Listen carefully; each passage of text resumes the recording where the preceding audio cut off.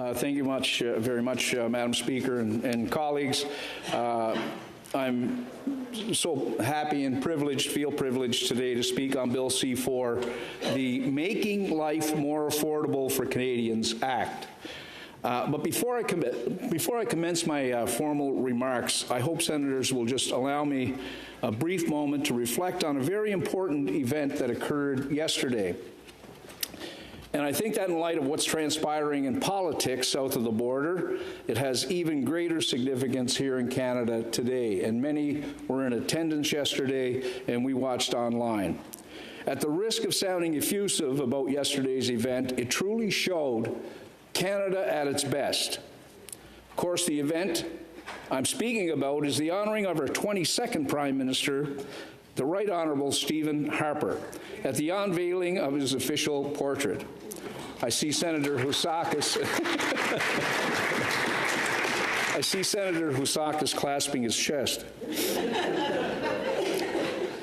I was struck by the class, by the dignity, by the mutual respect, and even the sense of humor displayed by the folks.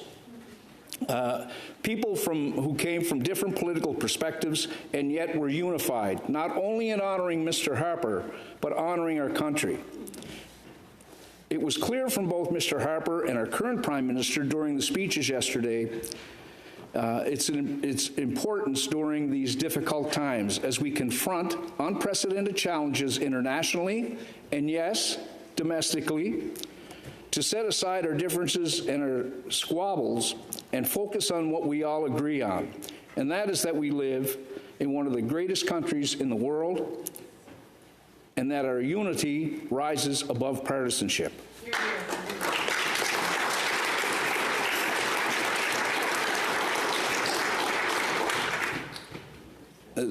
That is what we saw yesterday. A former Prime Minister, a Conservative, being honored by a current Prime Minister, a Liberal, both expressing a deep sense of respect for each other, rooted in the love of a country, and highlighting that we all have more in common than we think.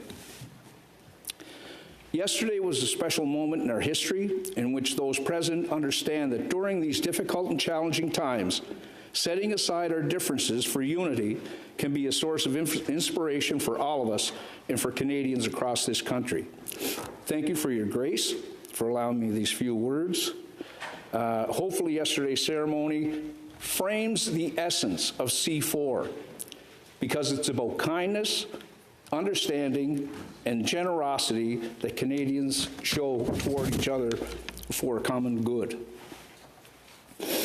Colleagues, as you know, Bill C-4 was one of the first pieces of legislation advanced by the new government, and as the bill's sponsor in the Senate, I'd like to thank the Minister of Finance and National Revenue for entrusting me with the responsibility of advancing this important legislation designed to make life more affordable for Canadians from coast to coast to coast. It's my honor to do so, as I believe the tax relief contained in this bill is the right action for the government to take at this time. And I appreciate the opportunity to explore in some detail the key elements of the bill that I hope make it worthy of you, colleagues, to support it.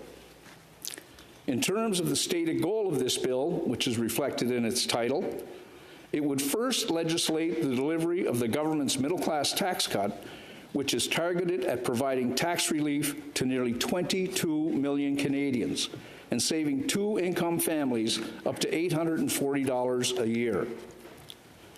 Second, it would provide for the elimination of the goods and services tax for first-time home buyers on new homes valued up to $1 million, which would save them up to $50,000 on that purchase. It would also lower the GST for first-time home buyers on new homes valued between $1 and $1.5 million. Third, it would legislate the removal of the consumer carbon price following its cancellation, which was effective April 1st, 2025. And finally, following extensive consultations amongst all parties in the House, the bill contains some technical provisions to better clarify the framework for activities of federal political parties relating to personal information. Let me address how this bill will achieve its core intent of making life more affordable. In terms of implementing the government's proposed middle-class tax cut, it would reduce from 15% to 14% the tax rate applied to the lowest income tax bracket. The tax rate that is applied on up to $57,375 of an individual's taxable income, effective July 1st, 2025. So in effect, virtually everyone who owes tax will benefit from this tax reduction. Moreover, the Department of Finance estimates that the bulk of the total tax relief will go to those with incomes in the two lowest tax brackets, which is to say those earning under $114,750, with nearly half of that total value of tax relief going to those in the lowest bracket. That means it would be going to those hardworking Canadians who need relief financially at this time. What's more, they would start receiving this financial support in a timely manner. We know that hardworking Canadians are continuing to feel the impact of ongoing challenges, including trade and tariff uncertainties and global inflation. With the announcement of the government's middle-class tax cut, however, the Canada Revenue Agency updated its source deduction tables for the period July to December 2025, so that employers and pay administrators have been able to reduce tax withholdings as of July 1st. So many Canadians have already begun benefiting from this lower tax rate. But this brings me to a point of clarification about implementation of the tax reduction that honorable senators should be aware of. Because the tax cut is coming into effect halfway through 2025, the aggregate benefits of the cut will not be as high this year as they will be next year and subsequent years. That's because, as we know, income is reported and tax is calculated on an annual basis. And as a result, for the 1 percentage point cut in the lowest tax rate coming into effect halfway through the year, the full year tax rate for 2025 would be 14.5%, while the full rate in 2026 and future years would be 14%. This means that in aggregate dollar terms, the middle-class tax cut is expected to provide $2.6 billion in tax relief to Canadians in 2025, but that this would jump to $5.4 billion in 2026, which would be the first full year at the 14% tax rate. Going further forward, this middle-class tax cut is expected to deliver over $27 billion in tax savings to Canadians over 5 years, starting in 25-26. And that represents a significant support for Canadians facing broad challenges of affordability. The bill, however, also addresses an area where affordability challenges are particularly acute. Canada is facing a steep housing supply gap,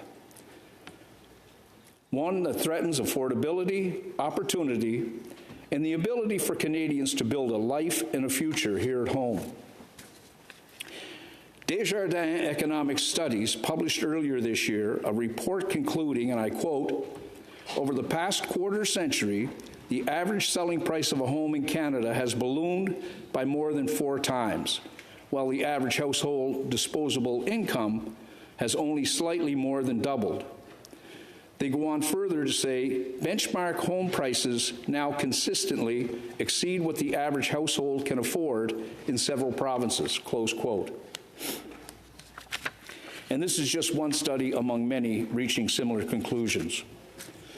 So it is clear that the current state of housing markets in Canada presents a serious affordability challenge for many Canadian home buyers, particularly those who are just starting out in life and are in the market for the first home. And I think we can all appreciate that this is not just a serious challenge, but also a complex and multifaceted challenge involving issues of both housing supply and demand, with both those sides of the equation being influenced by a range of other complex factors. The government recognizes these issues. More significantly, it recognizes that a multifaceted problem requires and demands multifaceted solutions. The government has, for example, in recent years announced a range of measures aimed at both increasing the supply of housing while also helping Canadians make their first down payment on a home. And Bill C-4 is important because it would complement the range of existing supports the government is providing Canadians to make their first payment on a home. Specifically, it would do so by eliminating the GST for first-time home buyers on purchases of new homes valued at up to $1 million. And this first-time home buyers GST rebate would mean upfront savings of up to $50,000 on the purchase of their first home. The rebate would also lower GST on homes between $1 and $1.5 million for first-time buyers. In short, the rebate would be phased out in a linear manner for new homes valued at $1 to $1.5 million. So, for example, under the linear phase-out, a new home valued at $1.25 million would be eligible for a rebate of 50% of the maximum first-time home buyer's GST rebate of $50,000, which still means they save $25,000. Based on these support parameters, the Parliamentary Budget Officer concluded that the new first-time home buyer's GST rebate included in Bill C-4 would provide an average savings of around $27,000 to first-time home buyers on their purchase of a new home. So, by supporting C-4, Senators, which I might add was amended in the other place at the committee stage to move the coming into force date ahead, we would be providing a significant increase in the already substantial federal tax support available to first-time home buyers through programs like First Home Savings Account, RRSP Home Buyers Plan, and First-Time Home Buyers Tax Credit. As honorable senators are aware, a home is the largest and most important purchase most people will ever make, and it is more than just a financial investment. It's a major first step for Canadians setting out to build a family. It's an investment in their future. It's an investment in peace and comfort as they work to build a life for themselves and their families. And it's an investment in their retirement. So by supporting Bill C-4, we would be allowing more young people and families to achieve their dream of home ownership and begin investing in their futures, their families, and their peace and comfort, and their retirement. Governments across the country have committed to building more housing. Federal, provincial, and municipal governments are coming together to address this problem. The measurements in this bill do not stand alone. There is a wider effort to build homes at a federal level. Build Canada Homes is playing an important role in helping as well, recently announcing that 6 locations have been chosen across the country to team up with provinces and municipalities to create new homes for Canadians. Just before the break, the City of Ottawa and the federal government stated that they have come to an agreement to accelerate construction of 3,000 homes in this city. Prime Minister said at the time, and I quote, "The plan is to deploy financing to unlock an additional 1,000 non-market housing units in the city's portfolio. Under the agreement, the city will reduce or waive development charges, permit fees, and property taxes on priority projects for 2,000 new housing units." In my home province of Nova Scotia, they too have struck a deal with the federal government to address housing shortages as well, as announced on December 14th of last year, an agreement that would see the construction of 1,430 homes in Nova Scotia. In Longueuil, Quebec, Build Canada Homes has announced an agreement to build 1,055 new homes. 40% of these will be non-market housing units. Also, there's a deal struck to build on federal lands in Toronto, which will see 540 homes built. 40% will be affordable. Edmonton has been earmarked for the construction of 355 new homes, and in Winnipeg, there's a project struck with Treaty 1 First Nations to build 320 new homes. Projects are moving forward across the country. There's obviously much more to be done to move the needle forward, but in a very short period of time, the government has signaled that building homes for Canadians is a priority. Which brings me to the third component of Bill C-4, which is also a third good reason to lend your support to this piece of legislation. As we know, one of the first things the Prime Minister did upon assuming his responsibilities was to cease the application of the federal consumer fuel charge, effective April 1st last year. However, while this was effectively accomplished through government regulations, Bill C-4 would take the next step and beyond the regulatory ceasing of the fuel charge by completely removing the federal consumer carbon price from Canadian law. In making this change, the government has committed to refocusing federal carbon pollution pricing standards on ensuring that carbon pricing systems are in place across Canada on a broad range of greenhouse gas emissions from industry.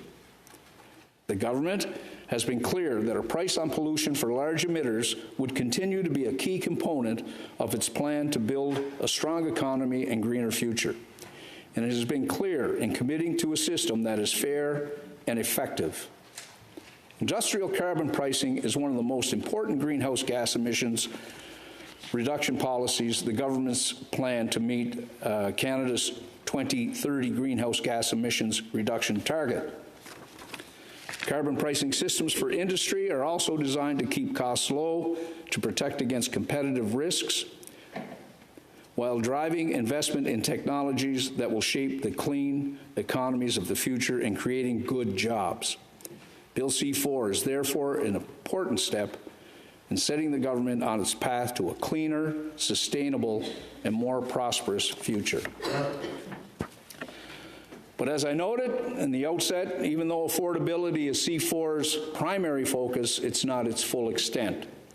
The bill includes some technical provisions to clarify Parliament's long-established intent that the activities of federal political parties relating to personal information fall exclusively under the federal jurisdiction and Canada Elections Act.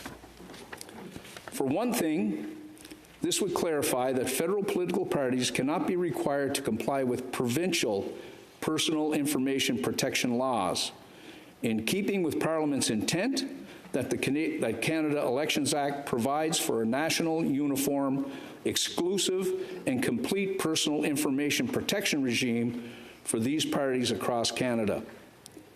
This has been the case since May 31st in 2000, which is when Canada Elections Act was repealed and replaced through a major modernization. Second, the bill also proposes additional requirements for the federal political party's personal information policy going forward, including that it be available in both official languages, be written in plain language, state the types of personal information it retains, uses, discloses, and disposes of, etc., and explain how the party carries out its activities in relation to personal information, using illustrative examples. Eligible and registered federal political parties and persons acting on their behalf would need to ensure that they comply with the personal information protection policies. In the minister's appearance in this chamber on Bill C-4 back in the spring, he also mentioned that, and I quote, "We also added administrative monetary penalties in the event of a privacy breach," end quote. I understand some senators would prefer a different regime be put in place, but I think it's been clearly demonstrated that the elected representatives in the other place would prefer what the government is proposing in C-4. While Parliament's intent on these matters is long established, the explicit inclusion of these measures in Bill C-4 ensures greater clarity of this intent and timely implementation. So here we have a whole range of very good reasons for us to support a timely passage of C-4. It would first implement the government's middle-class tax cut for hardworking Canadians, saving them hundreds of dollars a year. It would then make first-time home buyers and the GST rebate a reality, saving them up to $50,000 on their purchase of a new home valued at up to $1 million. And as I noted, this is an important complement to the existing measures the government has introduced to help Canadian homebuyers make this first down payment, including the First Home Savings Account, the RRSP Homebuyers Plan, and First-Time Homebuyers Tax Credit. And I believe demand-side measures like the First-Time Homebuyers GST rebate will be key to balancing out the supply side of the housing equation, where the government is advancing a comprehensive plan to build more homes using a Team Canada approach that brings all of Canada's governments to the table in accelerating the expansion of our housing supply.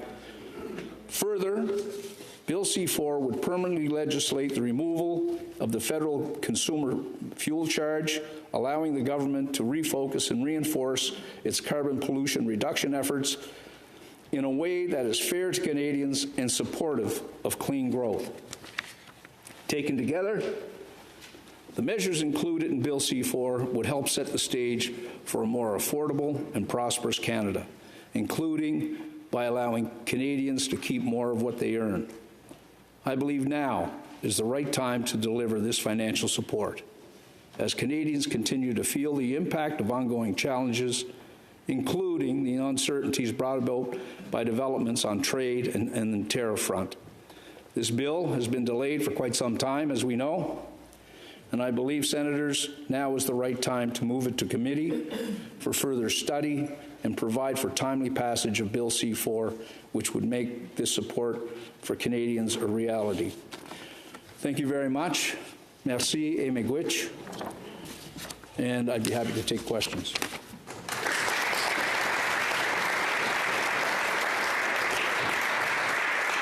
Senator Batters.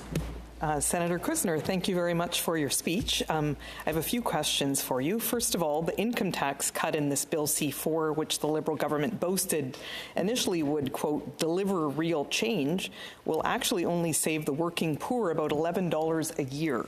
That's what senior economist David McDonald told the Senate Finance Committee recently. Yet in the April election, Prime Minister Carney stated this tax cut would, quote, benefit a two-income family by about $825 a year.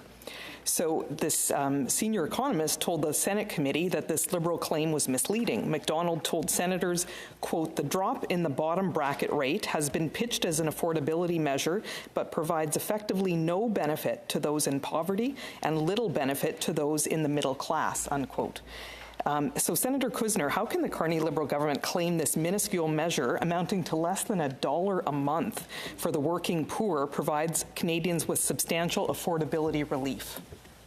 Senator Cuzner. Well, thank you, Senator Batters, for that question. I would think that obviously the officials at Finance, a department with 600 officials in it, I'm sure that their numbers can't be cast aside by one economist, and they are confident that this initiative will benefit 22 million Canadians, that there will be a benefit of $840 per year for a couple. This is in line, too. This is one measure for Canadians to help with affordability. It's obviously driven by affordability. It's one of only many. We know that the grocery goods and service relief in C-19 is going to be another measure, and I hope all senators support that measure as well. But certainly, I think we have to take sometimes a leap of faith with the people that provide us with those kinds of numbers and figures and data when we present this, and I hope the senators see the merit in that. Senator Batters. That economist was actually from the Canadian Centre for Policy Alternatives, who generally stands up for the working poor in Canada. So I want to go on to another question. When, as you noted in your speech today, Finance Minister Champagne did come to the Senate for a committee of the whole in June, where we had some opportunity to ask him questions about Bill C-4. And so one thing that I asked him about was, since the government finally saw the error of their ways on the carbon tax, and the consumer carbon tax anyways, and was getting rid of it, I asked the minister this. Minister, I want to know how much money, how many billions of dollars your Liberal government took out of the pockets of Canadians for the carbon tax you charged them for 6 years. You have been the minister for several months, so you must know the number. How much is it? Surprisingly, he didn't give me a number. So I quoted from an April article in the National Post that estimated that the total the government had collected over the length of the carbon tax program came out to almost $45 billion. Again, when I pressed him on that, Minister Champagne did not answer what the amount actually was, so I asked him to provide that to us in writing. I didn't receive any sort of answer. Given that it's now about 7 months or 8 months after that time frame, do you know what that answer is? Senator Cuzner. No, I absolutely don't, and I don't think anybody would expect me to know that number. What I know is that the gas tax was something that many that lead, and I know there are many strong voices in the chamber here who advocate on a regular basis, a continual basis for reduction in greenhouse gases and working toward a greener, more sustainable economy. And there's been some disappointment in the cancellation of that gas tax. But the fact is that Canadians had made their mind up through that constant message of it's a bad thing, it's a bad thing, it's a bad thing. Come election time, 80% of Canadians that supported the two parties that had said that they would cancel the gas tax, 80% of Canadians supported that initiative. So that's why we got that back. But I don't think, I certainly wouldn't be able to provide her with the answer that she seeks. Senator Batters. Okay, thank you.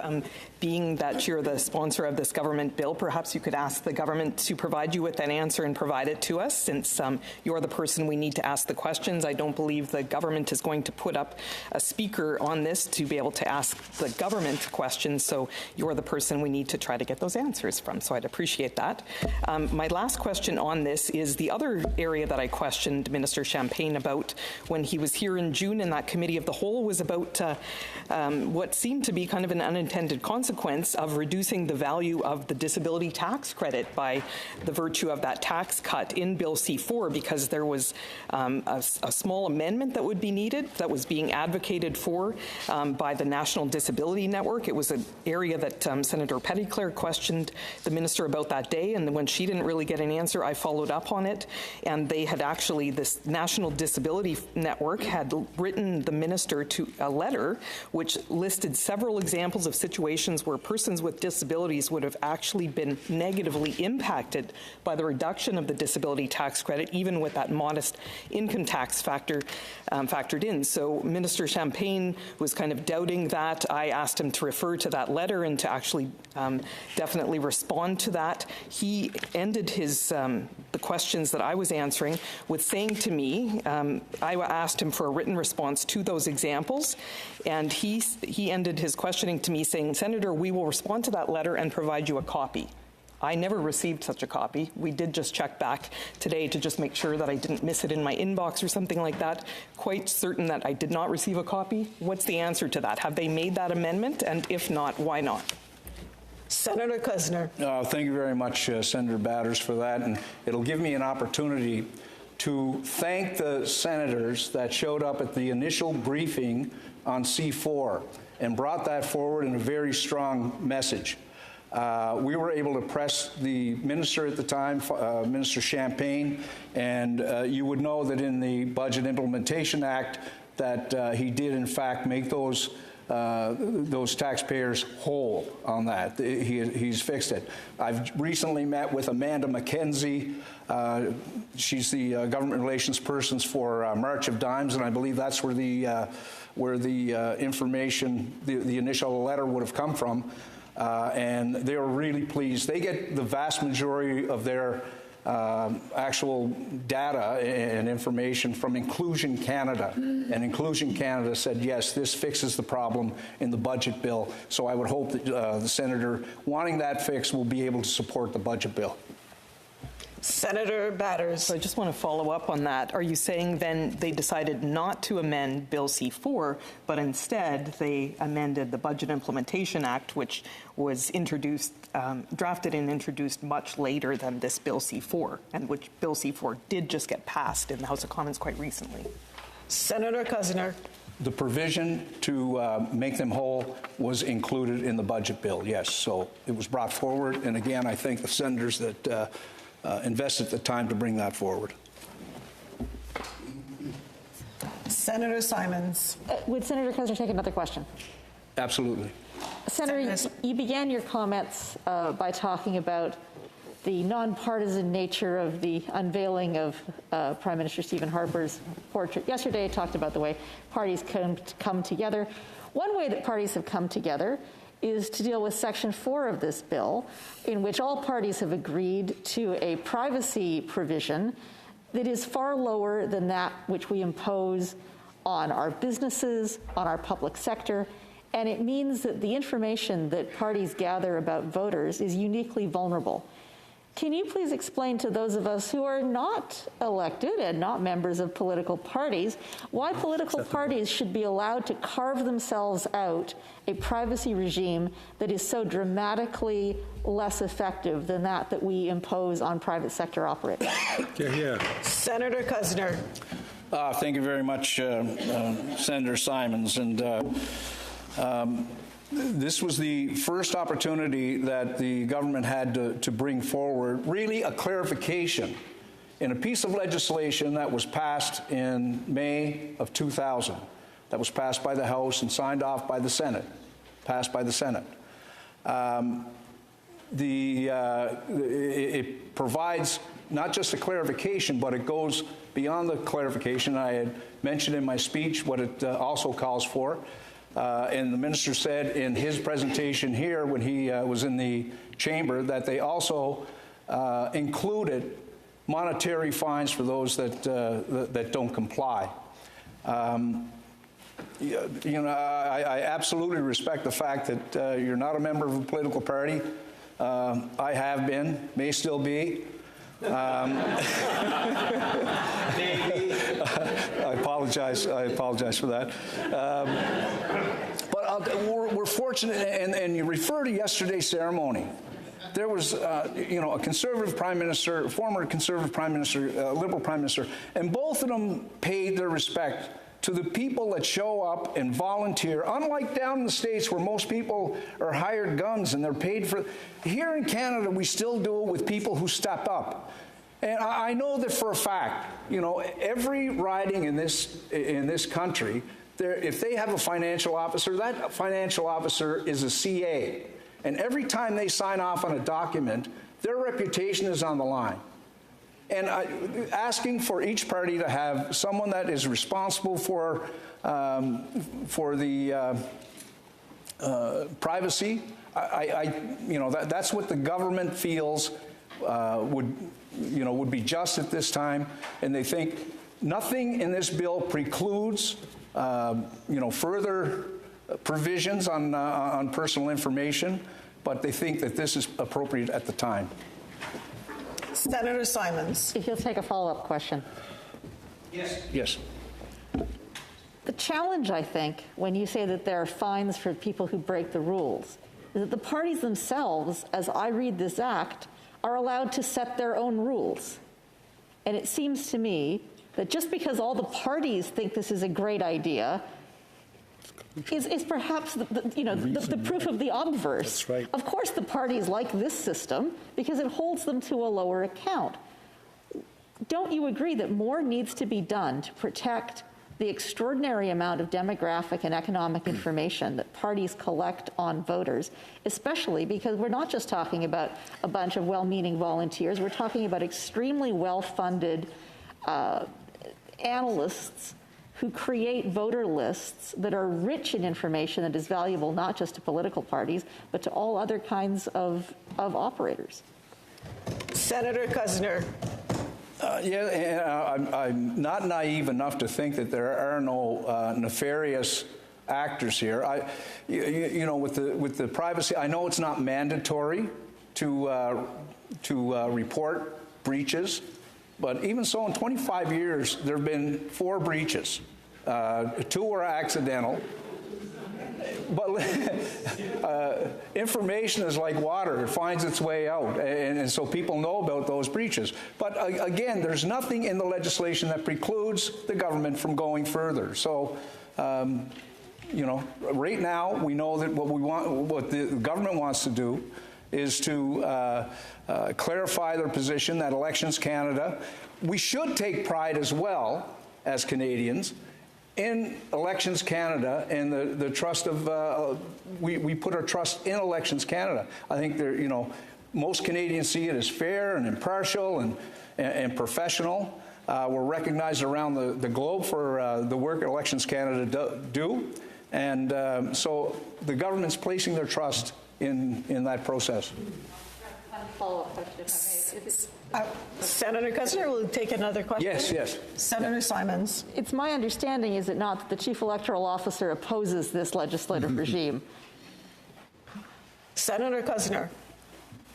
I know that the Chief Electoral Officer would like more and deeper and more complete